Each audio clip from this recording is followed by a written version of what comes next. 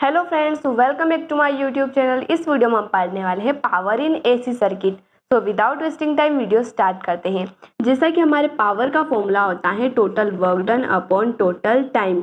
यहाँ पर total time हमने टी क्यों लिया? क्योंकि हम बात कर रहे हैं अल्टरनेट करंट की और यहाँ पर एक साइकिल को कंप्लीट करने में टाइम लगता है टी। तो हमारा पावर हो जाएगा total work done upon total time. साथ ही वर्क डन का हमारा पावर का एक और फॉर्मूला होता है small work done upon small time यानी कि D W by D T, और एक और फॉर्मूला होता है V इंटू आई। ठीक है, तो V की जगह हम EMF भी लिख सकते हैं, यहाँ पर E इंटू आई भी हम यहाँ पर लिख सकते हैं। तो अब क्या करेंगे, हम यहाँ पर वर्क डन निकाल कर इस फॉर्मूले में पुट कर देंगे। वर्क डन कैसे निकलेगा यहाँ से हमारा वर्क डन इक्वल हो जाएगा ई आई डी टी के, डी डब्ल्यू इक्वल हो जाएगा ई आई डी टी के।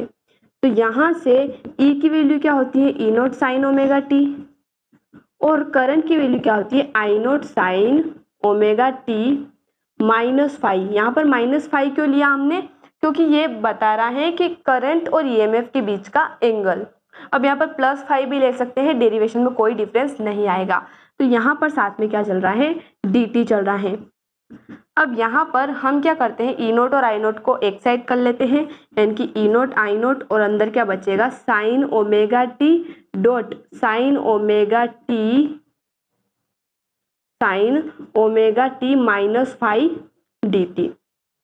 अब हम करेंगे दोनों साइड इंटीग्रेशन। तो यहाँ पर हम इंटीग्रेशन करेंगे 0 से t तक हमारी लिमिट रहेगी, और डी डब्ल्यू का इंटीग्रेशन। अब ई नोट और आई नोट हमारे कांस्टेंट है तो इंटीग्रेशन से बाहर आ जाएंगे, यानी कि ई नोट आई नोट इंटीग्रेशन 0 से t तक किसका होगा sign omega T dot sign omega t minus five D T.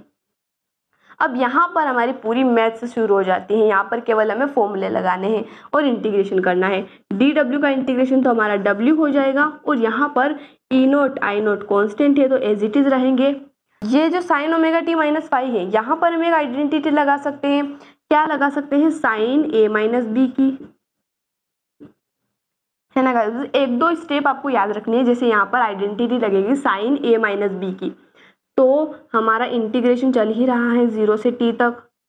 Sign omega T हमारे बाहर है, अंदर क्या हो जाएगा साइन ए माइनस बी क्या होता है साइन ए कोस बी माइनस कोस ए साइन बी, यानी कि साइन ए कोस बी माइनस कोस ए साइन बी, और साथ में हमारा बाहर क्या चल रहा है डी टी। ठीक है गाइस, अब यहाँ पर हम इस साइन ओमेगा टी का इस पूरे ब्रैकेट में मल्टीप्लाई कर देंगे, तो हमारा वर्क डन इक्वल हो जाएगा E naught I naught integration 0 से t तक साइन ओमेगा टी का sine omega t cos phi में करेंगे तो sine square omega t cos phi मिल जाएगा।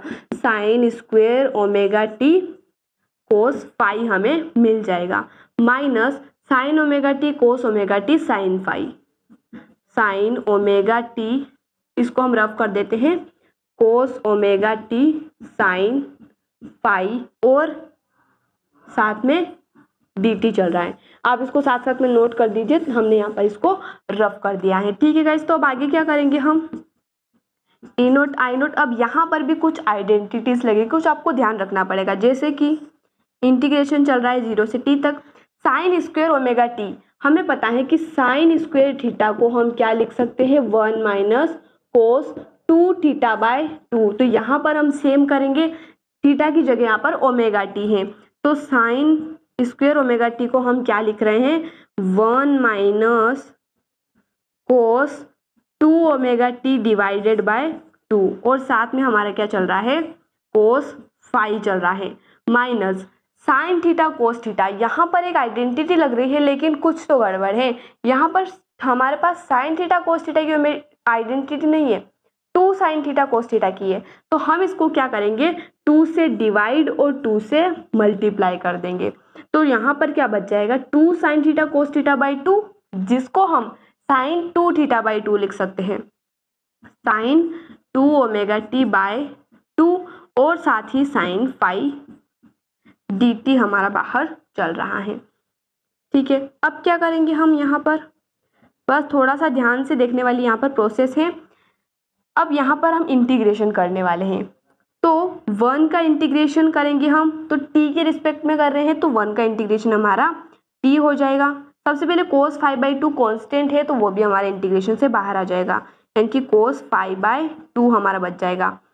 और यहाँ पर क्या बचा, t minus cos 2 omega t का इंटीग्रेशन sin 2 ओमेगा t/2 हो जाएगा।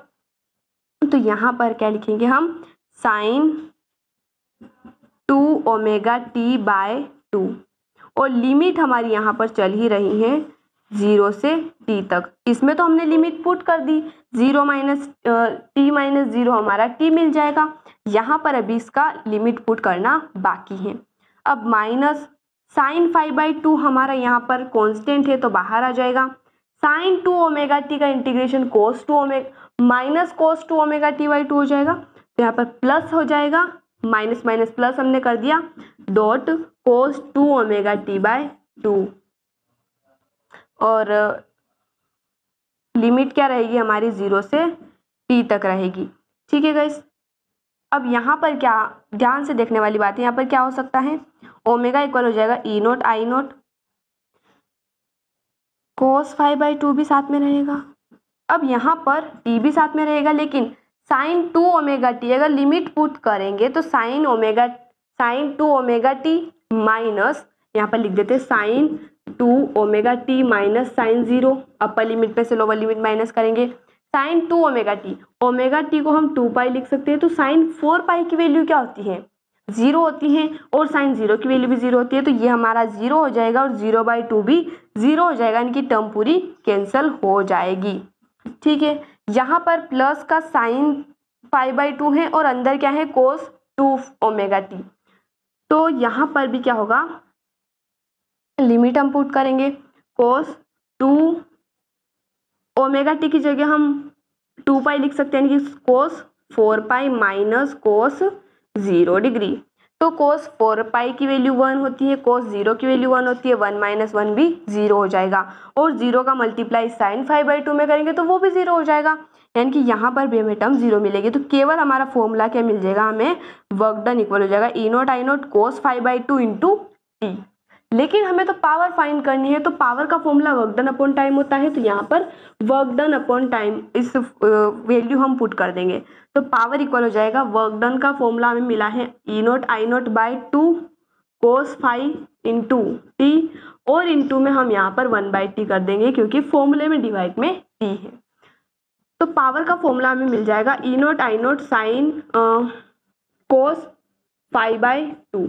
अब इस 2 को हम √2 इंटू √2 लिख सकते हैं। ऐसा करने से क्या होगा, E0/√2 और I0/√2 हमें मिल जाएगा, और हमें पता है कि E0/√2 ERMS के इक्वल होता है और I0/√2 हमारा IRMS के इक्वल होता है। तो क्या हम पावर को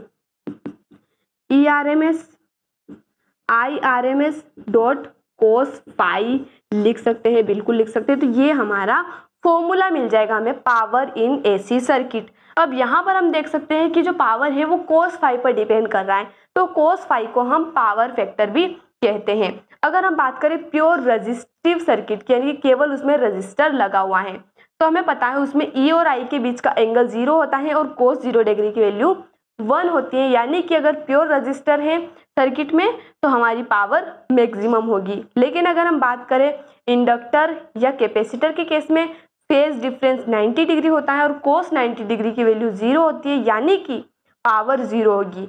और ऐसी कंडीशन में जब पावर 0 हो और तब भी करंट सर्किट में फ्लो करे तो उस करंट को हम कहते हैं वोल्टलेस करंट। वोल्टलेस करंट, जैसा नाम से पता चल रहा है, वोट यानी कि पावर, लेस यानी कि उसके बिना, तो पावर के बिना भी उसमें करंट फ्लो हो रहा है, यानी कि करंट ना तो पावर कंज्यूम कर रहा है ना ही पावर लॉस कर रहा है, तो उसे हम कहते हैं वोल्टलेस करंट। तो आई होप गाइस आपको वीडियो पसंद आया होगा। मिलते हैं अगले वीडियो में नए टॉपिक के साथ। धन्यवाद।